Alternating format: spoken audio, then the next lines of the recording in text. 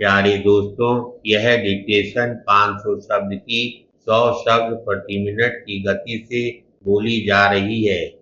Ready start करते ही dictation शुरू हो जाएगी। Ready start. सभापति महोदय, कल राष्ट्रीय एकता दिवस है। कुछ वर्ष हुए इसी दिन भारत पर हमला हुआ था। हमलावर ने सोचा था कि हमारा देश आपसी फूट से कमजोर है और शायद टूटकर बिखर जाएगा। यह कैसी गलत धारणा थी। भारत के सब प्रदेश, शहर और गांव, अमीर और गरीब एक दीवार की तरह खड़े हो गए। राष्ट्रीय लक्ष्य के सामने भाषा, धर्म और अन्य भेदभाव मिट गए। बाहरी खतरा अब भी है। हमें सतर्क और तैयार रहना है। मैं सीमा क्षेत्रों के दौरे करती रहती हूँ। अभी हाल ही में कश्मीर और उत्तर बंगाल के मोर्चों पर जवानों से मिली। उनमें बड़ा जोश, उमंग और उत्साह पाया। कठिन पहाड़ी इलाकों, सर्दी, बर्फ, बारिश और तूफानों में वे अपना कर्तव्य निभा रहे हैं। भारत के सीमा के पहरेदारों का आप सबकी ओर से और अपनी ओर से मैं अभिवादन करती हूँ, जो देश की रक्षा में बलिदान हुए ताकि हम सुरक्षित रहें। उनको हम गौरव से याद करते हैं और श्रद्धांजलि भेंट करते हैं। उनके परिवारों का भी हमें पूरा ध्यान है। पैराग्राफ। पिछले 3 वर्षों की तरह कल एक बार फिर हम सारे देशवासी राष्ट्रीय एकता का प्रण लेंगे।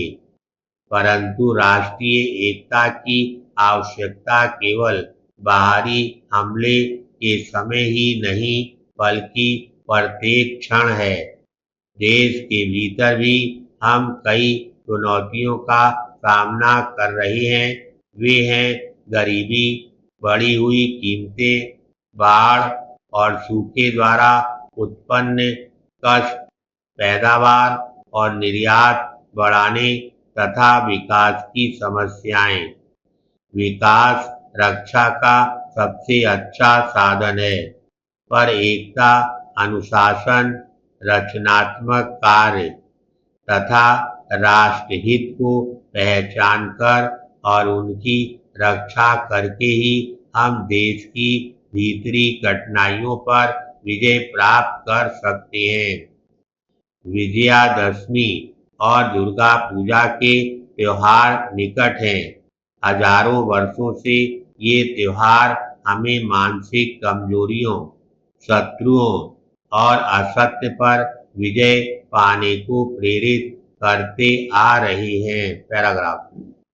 इस वर्ष भयानक अन्य संकट आया, परंतु हमारे देशवासियों ने इसका सामना बड़े धैर्य से किया। कुछ ही हफ्तों में खरीफ की फसल आनी शुरू हो जाएगी।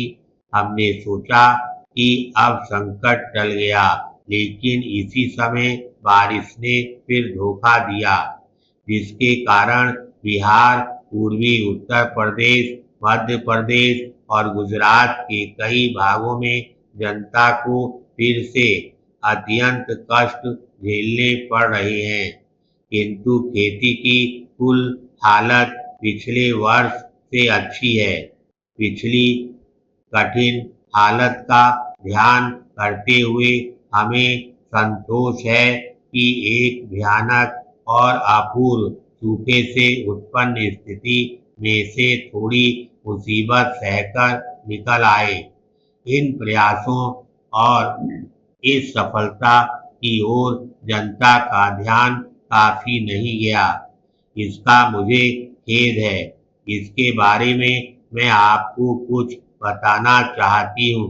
केंद्रीय और राज्य सरकारों ने वर्ष के आरंभ में अब तक 1 करोड़ 40 लाख टन अनाज देश में एकत्र कर और विदेश से मंगाकर विभिन्न इलाकों में पहुंचाया और बांटा। हमारे प्रशासन ने यह कठिन काम जिम्मेदारी से निभाया। काम को अच्छे ढंग और चुस्ती से करने के लिए मैं धन्यवाद देती हूँ। धन्यवाद।